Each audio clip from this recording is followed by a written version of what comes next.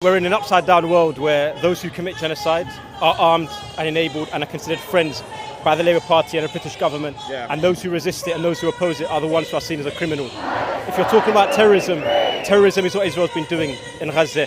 Terrorism isn't spraying RAF planes or spraying red paint on arms factories supplying Israel. So today we're diving into a major story out of the UK. Palestine Action, a pro-Palestinian activist group, is taking legal action to block the government from labelling them as a terrorist organisation. Palestine Action has been making headlines for their direct action protests, targeting companies and institutions they believe are complicit in Israel's actions in Palestine.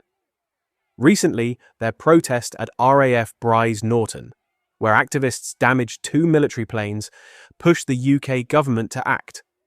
Home Secretary Yvette Cooper announced plans to proscribe Palestine Action as a terrorist group under the Terrorism Act 2000, which could mean up to 14 years in prison for members or supporters.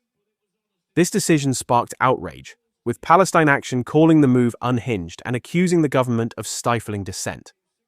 Now, Palestine Action isn't backing down. They've taken the fight to the High Court, which granted an urgent hearing to challenge Cooper's proscription order. The legal action was filed by Bernberg Pierce on behalf of Huda Amori, a 31-year-old co-founder of Palestinian and Iraqi heritage. Their argument: this ban is an attack on free speech and protest rights, equating their activism with groups like ISIS or Al-Qaeda, which they say is absurd. This case could set a major precedent for how protest groups are treated in the UK. Critics, including some Labour MPs like Diane Abbott, argue the government is blurring the line between protest and terrorism. Why should you care?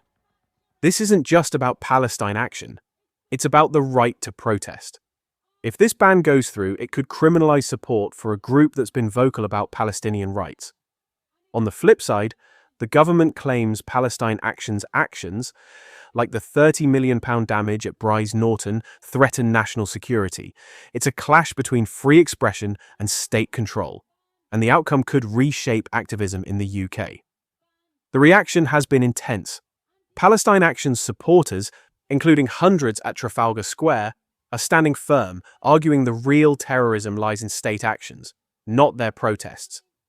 Meanwhile, some MPs, like Labour's Kim Johnson, call the ban a knee-jerk reaction.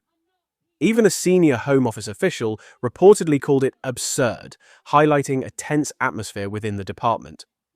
So, what's next? The High Court's decision could come soon, and it'll either block the ban or let it move forward in Parliament. Either way, this story is far from over. Will Palestine Action be labelled terrorists, or will they win their case for protest rights? Let me know your thoughts in the comments below.